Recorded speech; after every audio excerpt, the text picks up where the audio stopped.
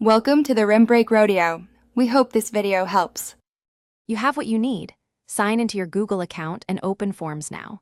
Start with a clean, responsive theme so the layout adapts to small screens. Add your title and first questions using short answer or multiple choice because those read and tap faster on phones. Once done, mark essential fields as required and collapse lengthy explanations into section headers so users don't scroll too much. Make sure to preview on a phone early to catch layout issues. Now refine the core experience. Keep a single-column layout so fingers don't miss targets, and replace wide grids with drop-downs or multiple choice for clarity.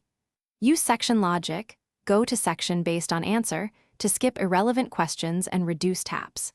Shorten prompts into clear, scannable labels and add placeholders for examples. Limit free text to 1 or 2 key questions to prevent mobile typing fatigue. Test timings and adjust question order to maintain momentum. Finish by previewing the form on different phones and browsers. You want comfortable spacing and large touch targets. Enable response validation and set max lengths so entries don't overflow the layout, and double-check required fields to avoid dead ends.